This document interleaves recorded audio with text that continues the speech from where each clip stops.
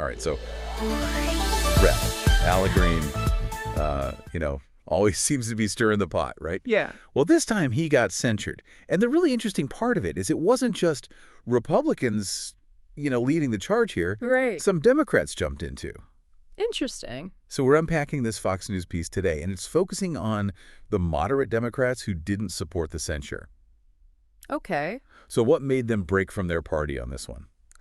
Yeah, it's a real head-scratcher, isn't it? Yeah. I mean, censure is a pretty rare move, especially against someone from your own party. Right. To really grasp the weight of this, we need to understand just how unusual this is historically. Think back, how many times have you seen a representative censured by their own party? Right. Very rare. Not common at all. So let's kind of set the scene here a little bit. Okay. All right. So Rep. Green disrupts President Trump's speech to Congress. Right. And bam, censure proceedings. Yeah. Now, we see disruptions in Congress all the time, right? Right. Yeah. But this one obviously struck a nerve. This one really did, and the article highlights reps Jared Golden and Josh Riley, two moderates who kind of bucked the trend and voted against the censure. Against it, okay. And Golden argued that censure would only amplify Green's message.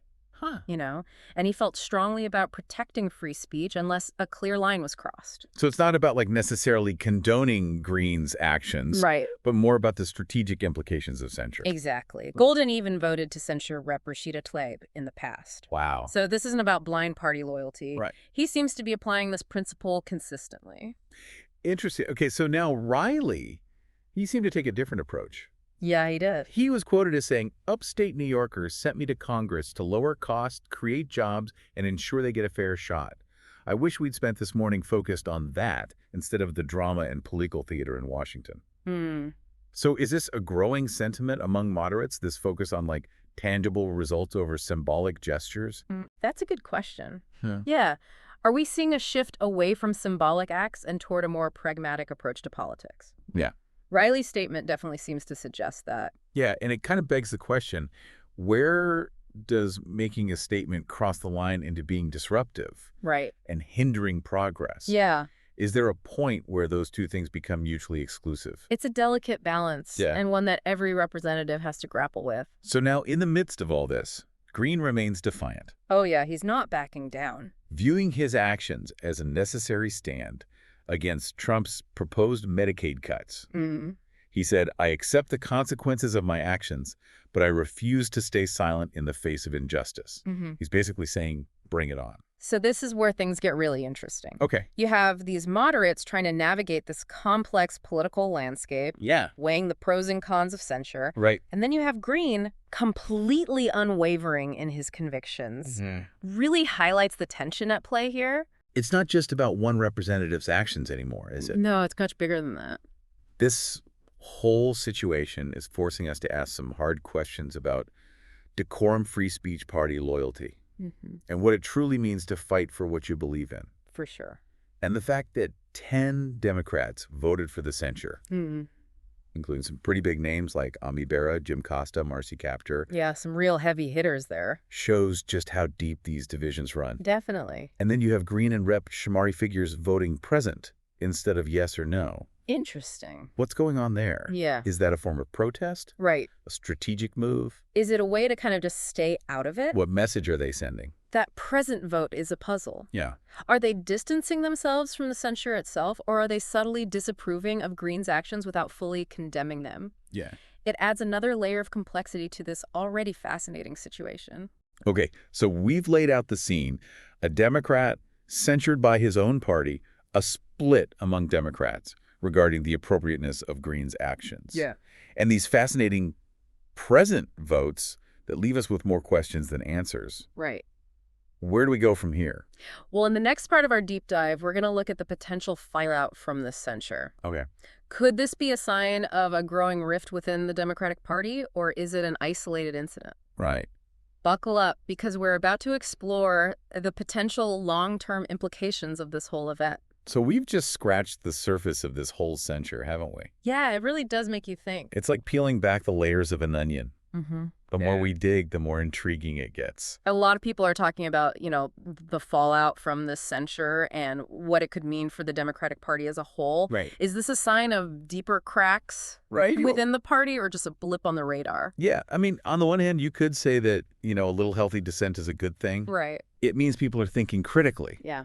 Not just blindly following the party line. Right. A diversity of viewpoints can actually lead to better policy making. Iron sharpens iron and all that. Exactly. But in this case, the disagreements seem pretty fundamental. Yeah. You have Green, who's willing to risk it all for his principles, and then you have moderates like Golden and Riley, who seem more focused on maintaining order and decorum. Yeah. How do you bridge that kind of gap? Especially with an election looming on the horizon. Oh, yeah. The Republicans are going to try to weaponize this. Oh, absolutely. Paint the Democrats as fractured and ineffective. 100%. They'll be all over this, trying to exploit any perceived weakness. Right. So can the Democrats present a unified front despite these internal disagreements? Right. Can they focus on shared goals while still allowing space for individual expression? Good question. Well, the article did mention that the vast majority of Democrats, 198 to be exact, voted against the censure. So even though there were some defections, it wasn't a complete party split. That's a crucial point. And let's not forget, the censure itself is a symbolic gesture. Right. It doesn't carry any real penalties for Green. Symbolically, though, it sends a message, right? Oh, for sure. It's like a shot across the bow to other Democrats who might be thinking about taking similar actions. I see it as a warning. Yeah. There are limits to acceptable dissent within the party. Right. But could this also have a killing effect?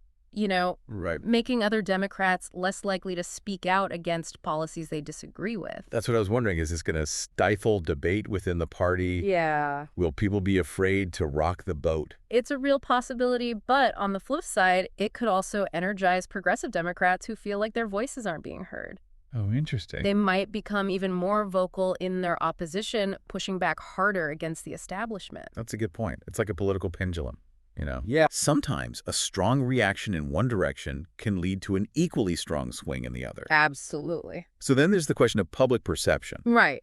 How will this whole censure episode be perceived by voters? Right. Will they see it as a sign of weakness within the Democratic Party or as an attempt to maintain order in a chaotic political environment? Yeah. It's almost like we're watching a microcosm of the larger political divide play out right in front of us. It really is. You have those who prioritize unity and order, and those who are willing to disrupt the status quo to fight for what they believe in. For sure. It's fascinating and a little bit unnerving at the same time. Absolutely. And this tension is likely to persist as we head into the next election cycle and beyond. Yeah. It's a fundamental challenge for any democracy. Yeah.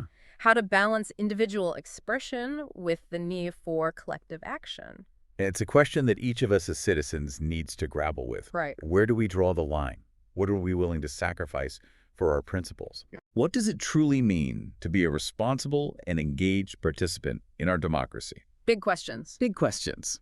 We've covered a lot of ground here, from the specific details of Green's censure to the broader implications for the Democratic Party and our democracy as a whole. Right. But before we get too carried away with the big picture, Yeah. let's circle back to Rep. Green himself. Okay. We've talked about his actions and the reactions to them, but what about the man behind the controversy? Right. Let's delve into his motivations, his history of activism, and what this censure might mean for his political future. We've talked about the censure and the fallout and all the different perspectives on it. Right. But let's not forget about the man at the center of it all, Rep. L. Green. Yeah.